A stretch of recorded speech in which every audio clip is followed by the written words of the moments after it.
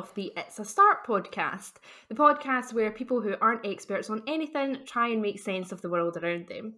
I'm your host, Anna, and as always, I am joined with my co-host, Angus. Happy to be here as always. So we're on part 3 of our mini-series on plastics in the ocean, and this is the part where we, alongside a guest, get to talk about what we've learned from parts 1 and 2 and what our opinion on all of it is. So today, we are joined by the lovely Aaron Doidge. Hi Aaron, how are you? Hi Anna, not bad, how are you? Good, thank you. Delighted to have you on board. Thank you so much for giving up your Thursday evening to join us. Delighted to be here. Could you tell us and the listeners just a little bit about yourself? Yeah, so I live in Glasgow. I'm originally from Edinburgh in Scotland, and I am a graduate planner, an urban planner. All sorts of fun and interesting projects, from big renewable energy projects to housing, to commercial, to tourism. So all sorts of major development taking place across Scotland and the UK. Very cool. Amazing. So let's just jump right in, Aaron. We've had a little chat to you before we came on live here. What's your thoughts? Have you ever looked into ocean plastics before? Have I ever looked into ocean plastics? Not enough, probably. Not enough. But I'm aware of the big picture, David Attenborough and all that kind of stuff. Brilliant, makes the headlines, so it's hard to avoid. But yeah, I'm aware of the problem, and my role in tackling it is something that I should probably work on. I think that's probably the same for a lot of people, though. Yeah, 100%. I think it's a big problem that we hear about things like plastic in the oceans. And I think we've said this in every other part, so I'll make this point briefly. But it seems huge, and you get a little detached from things like that when they have the news, because mostly things in the news are far away and things you can't really do a lot about. But unfortunately, the climate's not one of them. Although it feels far away, but we could just all do something about it. Bang on, yeah. Yeah, not to move on, but do you guys feel like people are aware enough of what they can do at home? Because before we started researching this, I was aggressively unaware of the fact that single-use bags aren't just bad; they're 14% of all plastic in the ocean is your single-use bag, like you get from Tesco, and that was kind of shocking to me. And it also really put more into context. Oh, that's why I need to have the canvas bag with me every single time. Yeah, that was hugely surprising to me, Angus. I did not realise just how bad single-use plastic bags were. And I think, you'll maybe remember this from part 1. We basically started off talking about plastic straws. And, is the whole plastic straw thing just like putting a plaster over what the overarching problem is? And of course, in the UK anyway, we had the push to, you now get charged for your single-use plastic bag. But I was, part of you thinks, are all these tiny things actually going to help the problem? But I think plastic bags was the big one for me. And then, now I'm thinking, Angus, of all those poor turtles that are eating the plastic bags. The turtles eat the bags. The turtles eat the bags. It's really sad. I know, because they think they're jellyfish. And now, if I go to the shop now, I visualise that poor turtle eating the bag. But are there enough people out there also visualising that poor turtle? That's the problem. I don't think so. I know. This is the time for opinion. I really don't think so. Mm-mm. Do you, Aaron? Honestly, no, I really don't. And that's kind of anecdotally and from what you hear. I really don't think that there's a big enough... There hasn't been the behaviour shift, I don't think, to avoid plastic use and over-consumption. I think that's a big problem in itself, overconsumption, and that contributes to the plastic waste problem. Definitely. It's so interesting, and if you were in the UK when the 5p bag charge came in, do you know it was scandalous? People were oh, you're charging me 5p. Public outrage. I know. It's now 10, isn't it? Yes, 10. 10? They had well, that's outrageous. 5 I could live with, but 10? I know. Absolute rip-off. But that's the thing. I still pay 10p for a bag if I don't have it. As much as I would love my inner self to really be single-handedly saving all the turtles, sometimes I forget the bag. Oh, I know. To be honest, my thing in college was I always had my backpack on me. So I ended up stuffing, I had my textbooks and my milk and my cookies and my bread all stuffed into my backpack, which one time the milk leaked, which wasn't great for my notes, but... Disaster. It's always disaster. happened. Aaron, No, what but did you think of? Sorry, Angus. I Do don't you know. want to go in there? Sorry. I just wanted to build on Aaron's point about the behavior change not really happening yet, because I think particularly like talking about plastic bags and the turtles, I really am concerned that what happens is people make these big public campaigns about like we have to stop X thing because it's bad. But all they really do is they create that freight, like they create the sense of like it's bad, it will do harm. And I think the problem is if you're not specific, people can't really grip onto it emotionally. So I think we talked about this every single part. The straw that got them all banned was up a turtle's nose, and you had to horrifically watch it get pulled out. Whereas single-use plastic bags, you just kind of get told they're bad for the planet. There's not this same narrative like, no, here's exactly what happens. Like clear cut, it goes in the ocean, it kills fish, and turtles eat them and get poisoned and die. Yeah, there's no video of a turtle eating a plastic bag. There's no viral video of a turtle eating a plastic bag. There's not, no. But at the same time, I think back to like primary school. I don't know what the equivalent is in the States, Angus, but kindergarten, yeah, that kind of thing. So I was certainly kind of exposed to the plastic issue because I live on the coastline off the coast of Edinburgh, and we used to go on beach cleans quite regularly. Go with your sort of picker upper things, whatever they are. Brilliant. Picker upper, yeah, in a black bag. That very technical term of the picker upper. I know. So I'm sure someone can comment with a correct term. Let us know if you know what a picker upper is. But yeah, in a black bag, although you probably shouldn't use a black bag either, I suppose. But well, I mean, you'd say that, but to twist the narrative, we were talking to Bob Twos the other day about this problem. And apparently one of the solutions to plastic waste is just to get really good at burying solid plastics. So apparently it's the problem of you can make a plastic that is supposedly biodegradable or something like that. But there's a problem of it's not really standardized what that means. So you have people that say like, oh yeah, our plastic breaks down, but there's a concern that it breaks down into microplastics before anything else, which is not great. So apparently there was this idea, it was called neo-fossils. I don't remember the lecturer who said it, which is terrible of me, but it was the idea that you basically take plastic, which is made of carbon, and instead of messing about with like, okay, here's how do we complex it, it's like, we'll just pack it all as tightly as possible and bury it in the ground where it's not going to cause anyone any harm. Yeah, I mean, that's becoming more and more common, isn't it? Burying our problems. You hear about it all the time, especially the carbon capture and storage, taking all these horrible carbon emissions and tunneling into the earth and using previous, oil and gas pipeline routes and all that kind of stuff. And I mean, in Scotland, you've got the Acorn project off the north coast, which has received a lot of headlines recently. I don't quite think it got the funding it was looking for. For those of us who, for the people at home who don't know, what's the Acorn project? So I'm not really involved with the Acorn project, but it's made a few headlines here, I think. But it's essentially, so Scotland historically, sort of since the sort of middle of the 20th century, has benefited from the oil and gas industry, in Aberdeen more so than anywhere else in Scotland. I think Aberdeen was at one point known as the energy capital of Europe. Wow. And obviously there's all sorts of arguments now to say that it could once again become the renewable energy capital of Europe because of the offshore wind potential and onshore wind in Scotland. But yeah, the Acorn project is essentially using these fissures and sort of tunnels that go deep into the bedrock of the North Sea and essentially pumping them full of carbon to get rid of the carbon. And yeah, it's viewed as an option now, I suppose. So and it's been taken forward by... Sorry, Anna. No, on you go. Who's it been taken forward by? Government. It's got substantial government backing. So yeah, it could very well be viable into the future.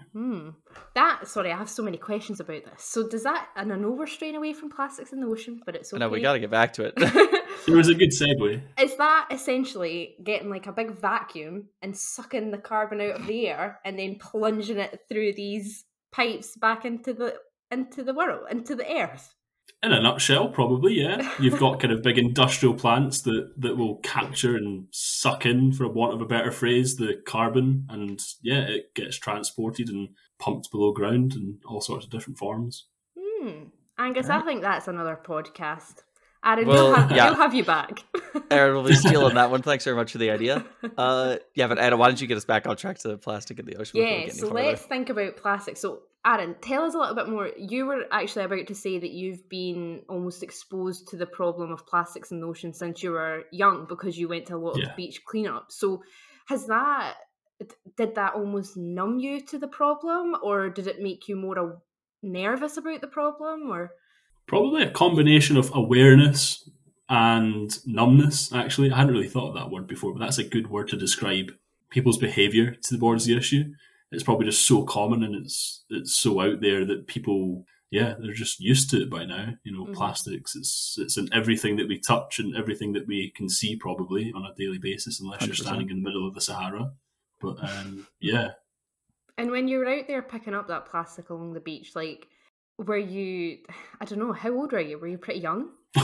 Yeah, probably, I don't know, primary 5 or something. I could have been about 7 or 8. Yeah, and so I take it that was part of like those big drives. It's like, hey, you know what? We're going to do something amazing and save the world, and we're going to go and pick up litter for 10 minutes in the afternoon. Yeah. And then, woohoo, we've done our bit. Let's carry on with the rest We've done of our the day. bit. Let's go on. Yeah, go back home and go back to normal. But okay, kids, here's your plastic juice boxes to throw away. Yeah, exactly. Exactly. Yeah, so I guess there was such a discord there for yourself, having been out there and seen the problem, but then maybe coming back to like either your personal life or your family life or your school life and still being like super surrounded by plastics and like what's happening there. Yeah, it probably still goes on today, doesn't it? I mean, people are just so caught up in their everyday that they forget about these big picture problems. And, the plastic one's one thing, but there are so many global issues right now that, it's quite unfathomable. Right, I'm going to give that a miss. But yeah, you get the idea.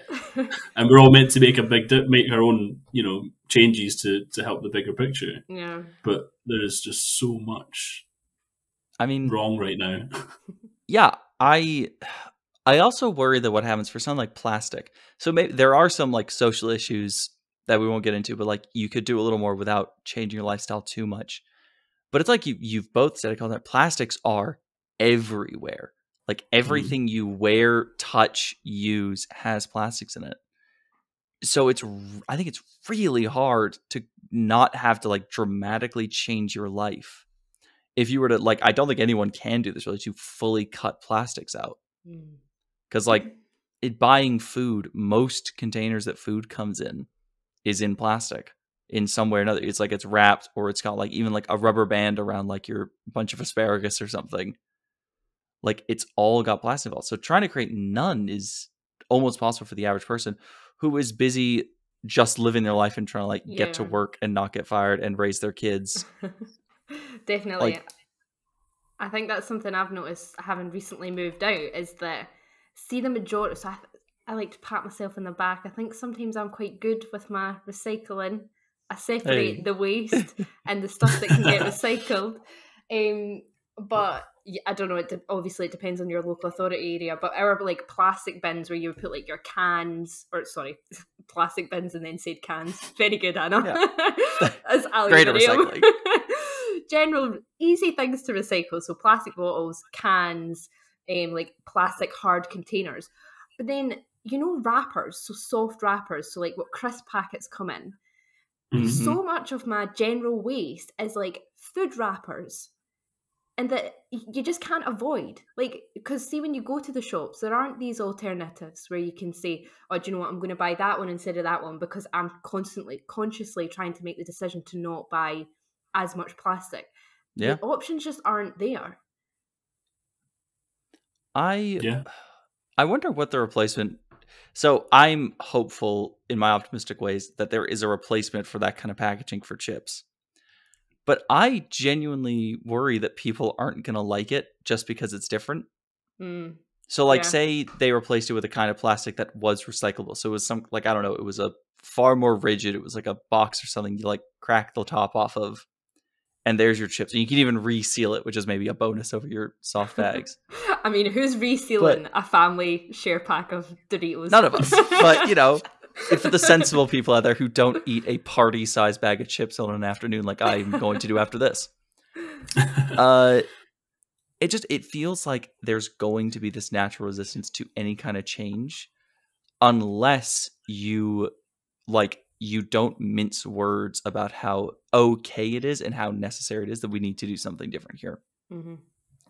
Yeah. I just think that if you're going to change something at all for people's lives, people like habit. They like doing the same thing, and they like familiarity. Like, I love the same brands I've loved since I was a kid living in America, just because I recognize them. Do you not think, though, if it's Definitely. an incremental change, like the plastic straws? So, I don't know, just for everybody out there listening, like, we did a survey and basically went out to people and said, like, do you actually care or mind that the once plastic straw in your drink is now a paper straw?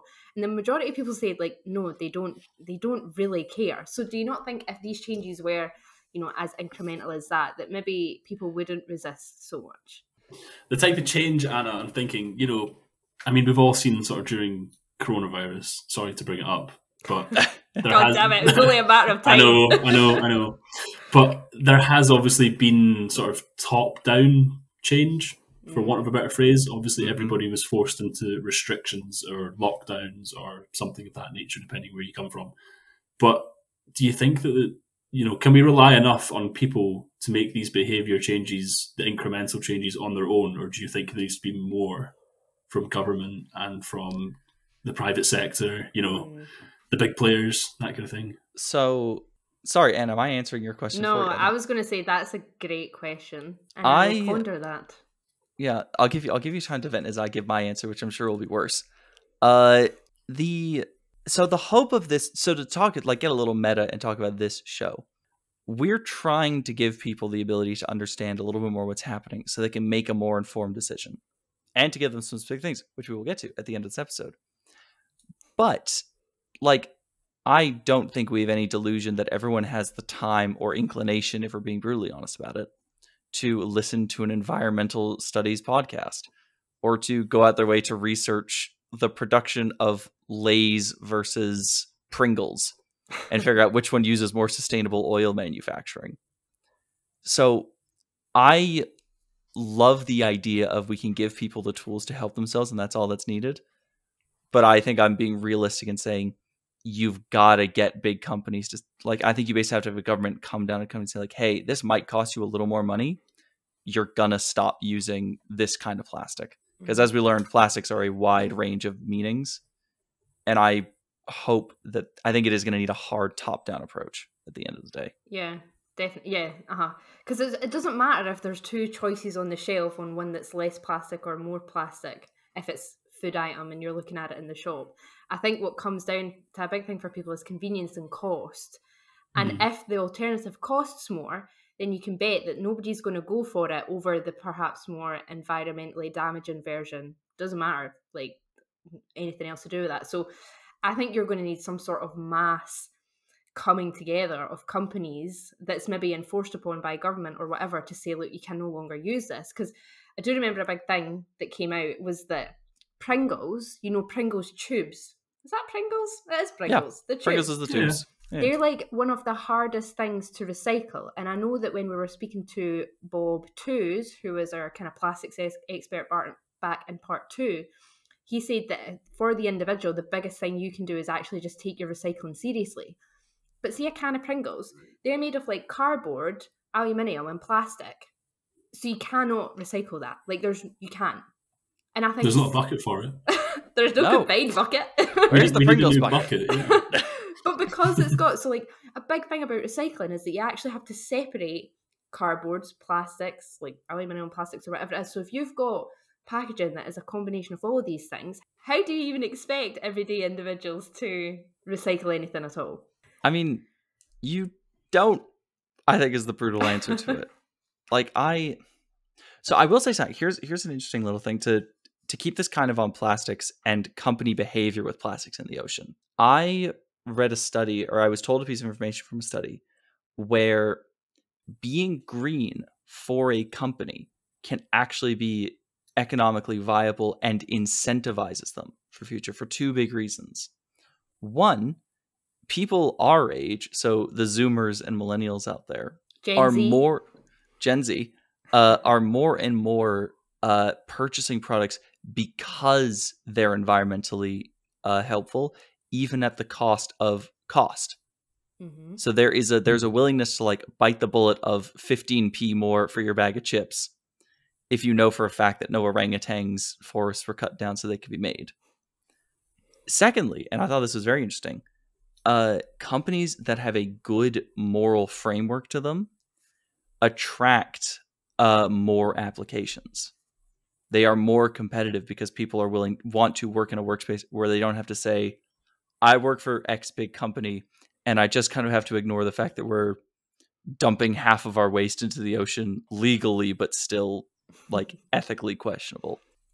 Which I think makes all the sense in the world. Like if I had to choose between two places to work for, and one was nice but had some practices I kind of disagreed with, and one was morally sound, my first application would go to the morally sound place. What do you think, Aaron? Yeah, I was going to say, so that resonates with me quite a bit. So I work for a very, very sustainable company, and I'm quite proud to work for that company. And I think that we're really good at what we're doing. However, there are companies out there that, you probably come across the phrase greenwashing before. Mm-hmm. There's a lot of that going on all over the world, and it's a big, big problem. No, yeah, I mean, okay, I want to drag us back onto plastics because, listen. All of this is related. None of this is bad, but we are here to talk about plastics and get our opinion. There's too many things to talk about, Angus. There's too many things. But I'm going to drag us back to where we're going. I want to ask the question. Do you think we are headed in the direction of solving plastics in the ocean? Because I know I see like Facebook videos of like, I keep seeing the same one. It's like 15-year-old comes up with way to capture floating plastic in the ocean with like big boats that have kind of like skimmers next to them.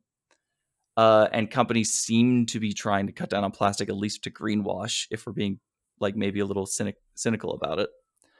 But do we think we're moving in the right direction fast enough? I guess is the question. Like, do you guys get the vibe that things are going in a certain way?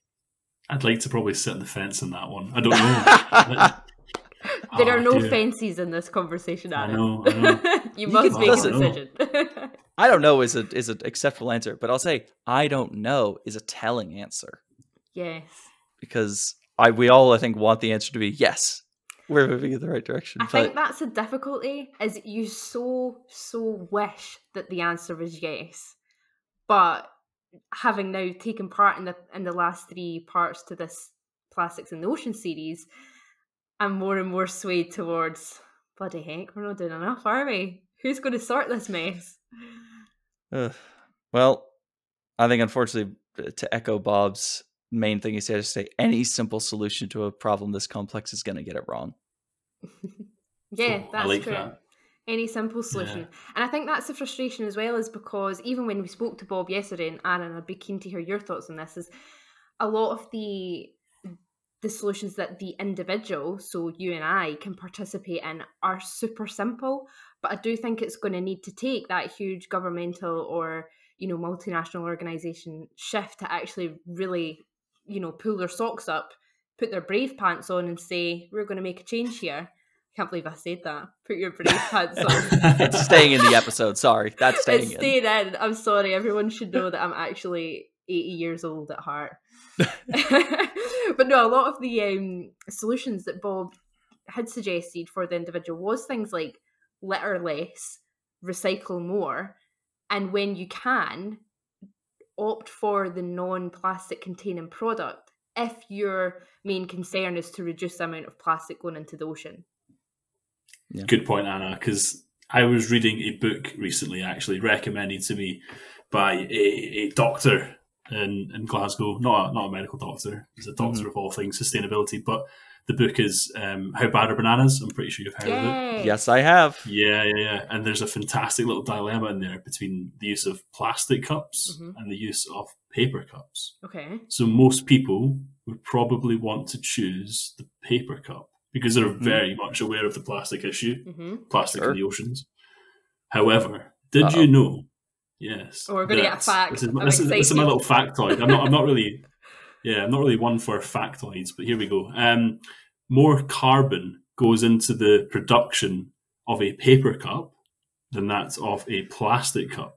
So if your main concern in life is cutting out your plastic, yeah, by all means go for the paper cup. But if you're really worried about the carbon emissions problem, then in fact the plastic cup is the way to go, because it's a more efficient manufacturing process. There we go. That's really interesting you say that, Aaron, because when we spoke to Bob, he had mentioned this as well, was that often we sort of put together plastics and climate change as though they're the same thing, but they're not. So climate change is caused by an increase in greenhouse gases, which warms up the atmosphere, which means that climate change happens essentially.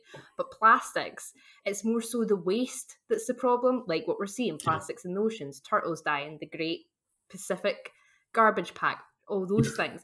And I think you're right. See, when it comes to things like plastics, it's so easy to say that, oh, we should all just move to glass.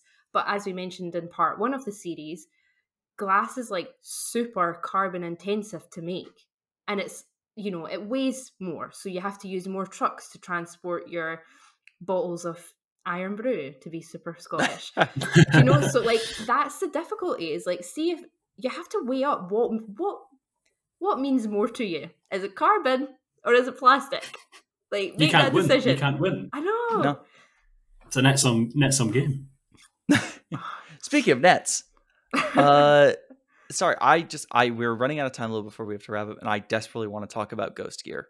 Because I cannot. Aaron, are you familiar with I know you listened to part 1. Do you remember what Ghost Gear is? Yes, a little bit. Yeah, so for anyone who hasn't listened to part 1, fair enough. I get it. Ghost Gear is industrial fishing gear that gets left behind. So most commonly, nets are kind of the big thing that get talked about. And I want to just get your guys' opinions on, do you think, when we're talking about plastic in the oceans and the problem comes down to that the biggest killer of marine life is not something we use, do you think there's any way for us to access that as a conversation for people? Because we tried our best to tell everyone about it and what can be changed. But at the end of the day, besides an intense amount of research on where you buy your fish, there's not a lot that I think the individual can touch on that outside of maybe voting or trying to get more awareness for Ghost Gear out there. Yeah, I think unless you go and work for a fishing company and then invent a brand new method of fishing, then you as an individual, I don't think, can do much about Ghost Gear. And if that's the thing as well, so we've talked about, is climate change your problem? Is plastics in the ocean your problem? Or is the killing of marine life your problem? What one are you choosing? Can you choose all three? Because I don't think you can. If the killing of marine life is your problem, I would say you just have to boycott fish and stop eating it. That's not going to make the problem go away, but it at least gets it off your conscience a little bit. I don't know, Adam, what do you think? Like, did you think much about the Ghost Gear? Had you thought about that before, or? It's an interesting one. I suppose the one and only time that I've ever come across that kind of issue before was the whole Netflix Seaspiracy. Yeah. Yes. Which is an interesting watch if you've not watched it. But yeah, I'm quite a big fish eater. I quite like fish. And to be quite honest, I don't really shop around that much when it comes to fish. I tend to go for the best available option on the shelf.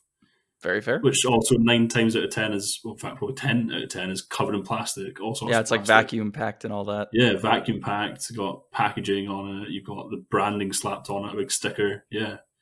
But you're right. It's a big problem, and I don't know what the solution is to it. I'm not an aquaculture expert, so I can't comment. But yeah. Well, listen, I think we're running out of time here, so I want us to wrap up our final comments. So this is being our first series. Not everyone may be aware.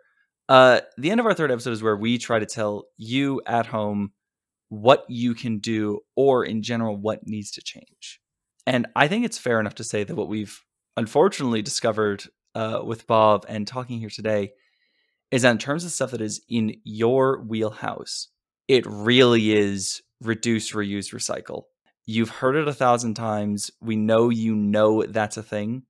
But if you hear anything, understand it is shockingly important that you don't litter and that you try to make sure your waste ends up in a place where it's not going to get dumped into the ocean.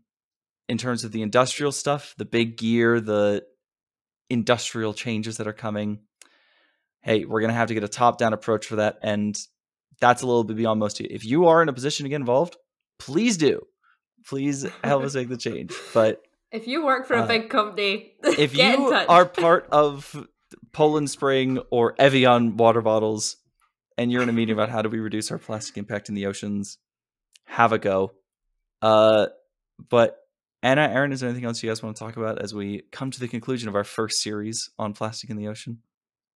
Aaron, what do you think? Where's this left you? Are you thinking differently? This whole conversation has probably put me at a bit of a crossroads, I think. Yeah. I don't really know. I don't know how quick it's going to be to solve this problem. I think it's going to be a long-term change, which is probably not what a lot of people want to hear if you're passionate about quick fixes and getting the climate crisis sorted. But I don't know. I'm thinking global. I'm thinking, people in the developing world, even, people in the UK and North America, it's in Europe. It's going to take a lot.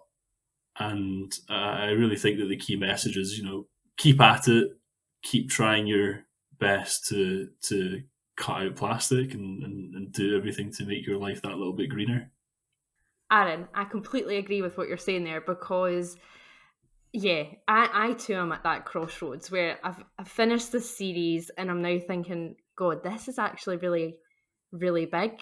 But if anything, I'm at least comforted by the fact that I know more about it and I feel far more educated on it. And even, it's perhaps a good thing that you do now have these questions and you are now thinking to yourself, where do I actually go from here? Because it means that you know more. Because when I started out this series and doing the research into part 1, listening to Bob in part 2, and now having the conversation with you guys, I probably started off thinking, oh yeah, it's fine, just recycle. But now knowing the magnitude of the problem and knowing everything that now needs to go into it to actually solve it, I'm a wee bit more educated, and I think I'm going to think a bit more differently about my choices. Even though they may not be the silver bullet that solves everything, they can at least be part of something. And it's super cliched, but if everybody did that one thing, then we would see some sort of change. I mean, it's a start. It's a start. Perfect. Well, thank you, everybody, so much for listening to part 1, part 2, and 3 of our very first mini-series on plastics in the ocean. We really hope you enjoyed it. We really hope you learned something. If you didn't, that's totally fine. If you have any comments or questions, please do leave them in the comment section below this podcast. But as always, if you didn't do anything else today, then you at least made a start. So from myself, from Angus, and of course from Aaron as well, thank you so much again. Enjoy the rest of your day, and we'll see you all again soon. Bye-bye. Bye. Bye.